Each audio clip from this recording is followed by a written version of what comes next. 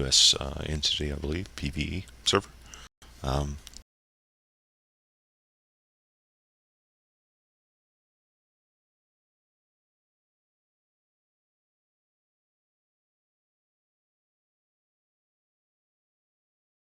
so yeah, this video I'm going to do here is going to be brief and sort of short, but it's going to cover a lot of information as far as how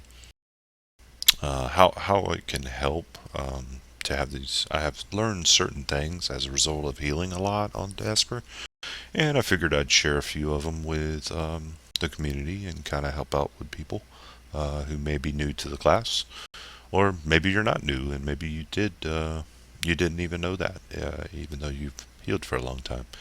Um, but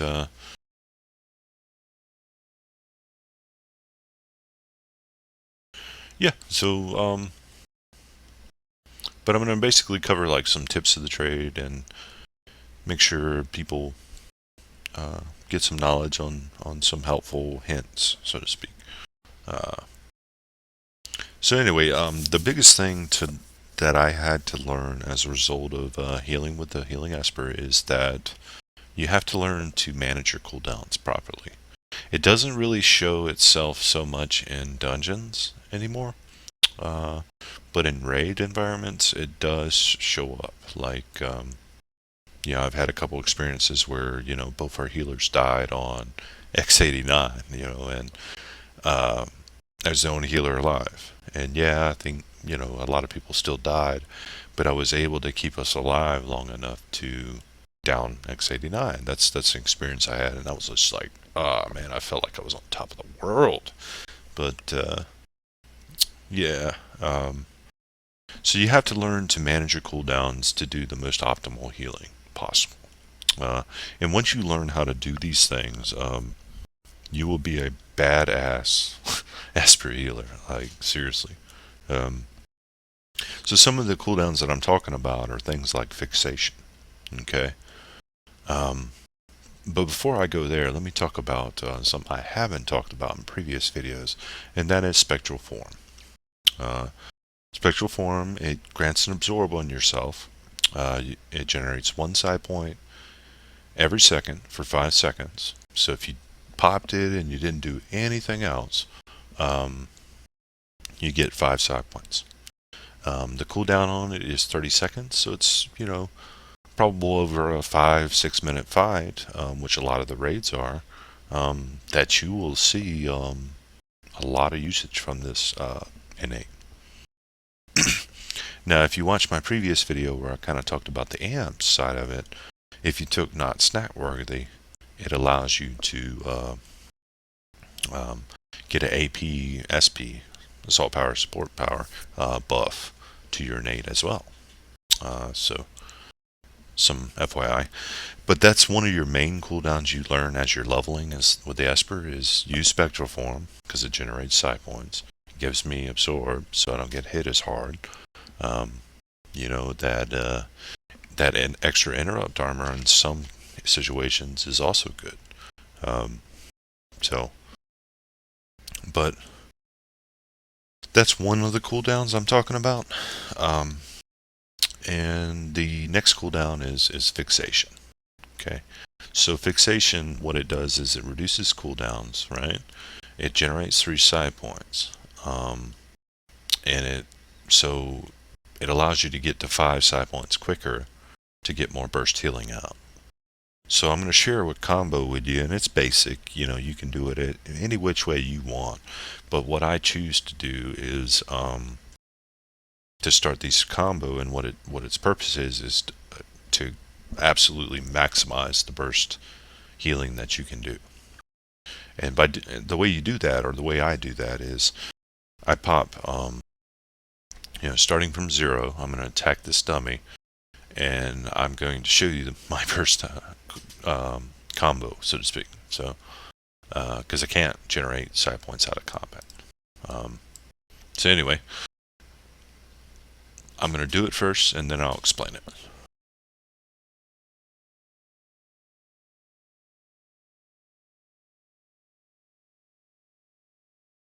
And of course, I screwed it up. Let me get back out of combat and I'll start again. Nervous. You guys are making me nervous.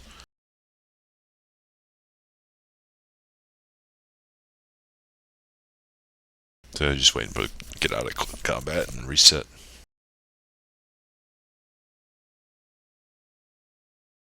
Alright, here we go.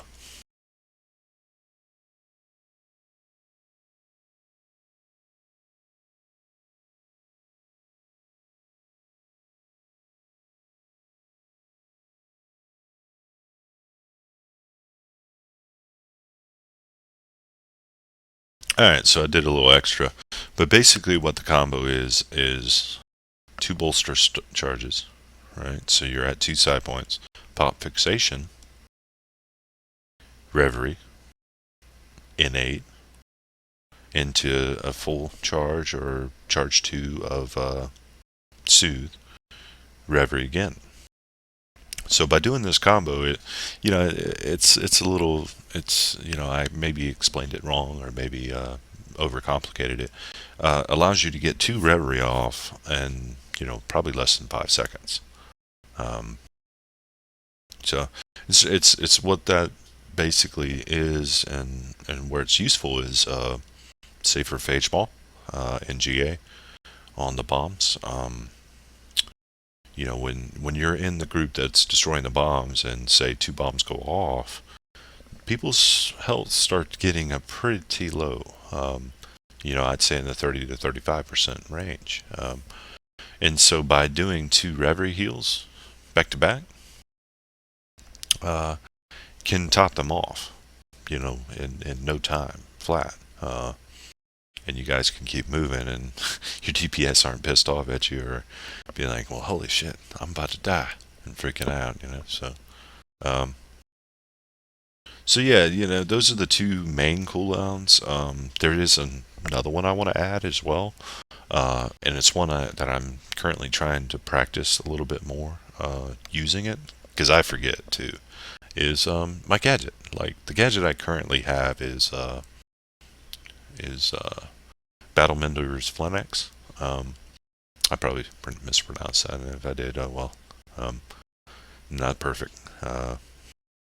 But what it does is it increases your support power by a certain amount. In this case, 287 for 10 seconds, and causes your next heal to have a 100% chance to critically heal. So in that previous combo that I was just talking about, if you can pop it in a manner to where pop your gadget, right? Just before you pop off a reverie, it guarantees that it crits. And that's the same case for any of your spells. But if you're already charging a spell, say for example, Soothe, in my case, and you've already popped that gadget, then the crit effect will go on that spell. So far I haven't seen it pop when I do like, hot type of spells, heal over times, like bolster. When I pop the gadget again, then hit bolster. So it kind of gives you some play there with it, but it's certainly something that makes a good Esper great, a mediocre Esper better. So it's something I'm still working on, and I'm by no means a great Esper. I'm a pretty good one, I would say, but I'm not a great one yet. Still working on that. But anyway, moving on. My last point I wanted to bring up was Soothe. Okay, now because of the way Soothe works, you can charge it, right? You can charge it up and hold it to telegraph, like I'm fixing to show you. Like, you can charge it up, right, and you can hold it at max for a couple seconds, And where this comes in use, and where you see the most usefulness of this is, okay, it targets at full, so obviously healing them is not going to do you any good. But by starting the charge, it pulls focus away, right, from your focus pool. But holding the charge, right, until damage comes out, allows your focus not only to go back up, because of your focus region, but it allows you to heal as soon as damage comes out, rather than wait for the charge or wait for the damage to take place and then your charge ensues. That's counterintuitive of healing. You know what I mean? You kind of want to cover your bases there, and that allows you to do so with that type of spell. Um, the other couple things that I would encourage Esper healers that to do is that change it up a little bit. Put maybe 2 interrupts on your bar and take one of the other spells off. Experiment things. Experiment with different setups and builds and be creative. This allows you the opportunity to improve. In the only places like, if you're good at if you're already set in your gear, right? And you have the best gear, then obviously you can improve there. But if you change around your abilities, you're allowing yourself the opportunity to do better. So it's just one of those things where, don't be so stuck in your ways that you can't change an ability. You know what I mean? I understand that you've probably, some of the more experienced espers have found better setups and their abilities and amp setups and stuff, and that's cool. But experiment. Try different things, and maybe you'll find something a little better for you. But I can only speak from experience that moving around my abilities a lot to like, say for example, instead of I used to run 2 interrupts all the time. In raids, it's a little less important for me to run it. In dungeons, it's more important for me to have 2 interrupts, on my bar, rather than just one. So I can help out my buddies and get those moves or moment of hope opportunities, do more damage, etc., etc. And the other thing I can tell you is add-ons. Add-ons are very important. I'm an old WoW player, so I love grid. I love running grid. I've always run grid. I don't think that's going to change. I like it in this current setup because it kind of points in the direction I need to aim my spells. As far as orientation, like, if the target's in front of me, obviously it's easy to see and find them and throw a heal on them. But because a lot of our abilities are sort of freeform and you have to aim them, it's important to have add-ons that maybe can help you find where that target is, so you can get to them faster, so you can heal them quicker, etc., etc. Yeah, so having the right add-ons, as far as like a healing add-on, is important. If you don't like grid, that's fine. Find what is useful for you and use it. Same thing with some sort of build add-on. I would highly encourage it. I used to use max loadout a lot, and it had a lot of like one main bug where it wouldn't switch all the time, so that was sort of aggravating. But the other thing is to have a good build add-on, so to speak, so that you're able to switch through builds quickly without having to do what I'm doing right now. Bring it up. Okay, I don't want Warden. I want, say, PA, Tier 4. Yeah, that looks right. Okay, yeah. And then hitting use set. And, by that time, your party's already pulling and in combat, and you can't change it anyway. So I use Vince builds right now. And as you can see, I have a bunch of different builds that I've already set up. Some of them are DPS, some of them are healing. And I can just click on this thing, and it switches it how I want. So you have to do a little work to set up the builds and save them, but once you do, it's not too bad. It's you're able to switch between setups and builds for different fights quickly, rather than sitting there and manually changing them every time. So just something to keep in mind. Um,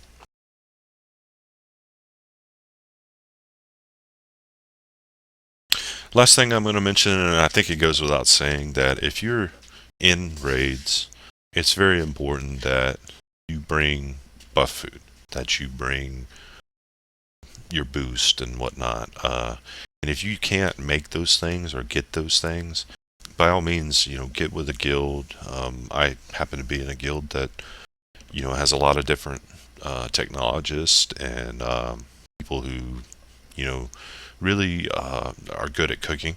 I got a good buddy named Code Nike that, if I had any, if I was, like we're raiding tonight, say for example, and I didn't have enough boost, I could just go to Code and say, hey man, what do I need to get insight boost, uh, or Moxie boost, or whatever you may be using for your healing, your insight, obviously. But you know, but it's important to bring these things and use them to sort of maximize. Everybody's out there trying to do, I would hope, the best they can do in raids, and by coming to a raid unprepared, or